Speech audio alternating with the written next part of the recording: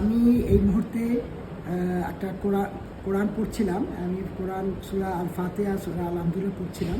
তো আমি কোরআন শরীফে যেটা পড়ছি এটা হচ্ছে আমাদের যে ফার্স্ট অ্যানচেস্টার মুন্সি মোহাম্মদ আলম, যিনি ইয়েমেন থেকে আসছিলেন, উনারই হাতের লেখা কোরআন। উনি এটা নিজে হাতে লিখেছেন। এটা সবচেয়ে মজার ব্যাপারটা হচ্ছে এটা স্বর্ণের পাত খচিত গোল্ড প্লেটের কোরআন। এটা প্রায় 400 বছর আগের। উনি যখন ইয়েমেন থেকে দিল্লিতে আসেন তখনই উনি এসেছিলেন এটা সাথে নিয়ে। এখন এটা আমরা পরম্পরা, আমার দাদা বড়াব্বা, ওনার ছেলের থেকে শুরু করে নুরবাক সাহেব থেকে শুরু করে আবুল খায়রাত সাহেব, ওনারা পড়েছেন। এখন আমার বাবাও পড়েছেন, এখন আমিও পড়ি। এটা 400 বছর আগের গোল্ড প্লেটের কোরআন।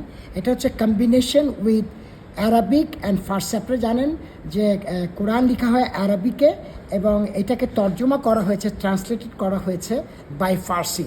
The red one is Farsi and the black one is আপনার অ্যারাবিক। এই দুইটা সংমিশ্রণে হচ্ছে এই কোরআনটা লেখা। এটা লিখতে ওনার সময় লেগেছিল প্রায় 7 মাস, 7 মান্থস। এমন হয়েছিল উনি এতই পাগল ছিলেন, দিশাহারা ছিলেন। উনি দিশাহারা ছিলেন 7 মাসে ওনার কোরআনটা কমপ্লিট করতে হবে লিখতে। এই জন্য উনি সব খাওয়া দাওয়াও অনেক সময় ভুলে গিয়েছিলেন।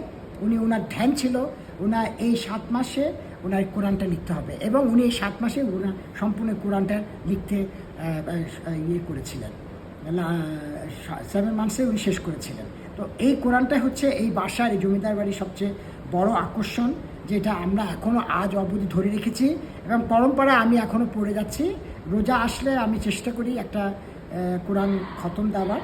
তো এটা পড়ে যাচ্ছি। তো এটাই আমি আমার নতুন ভিউয়ার্সের কাছে তুলে ধরলাম। প্রায় 400 বছর আগের the gold plated Quran of my first generation Munshi Mohammad Alam.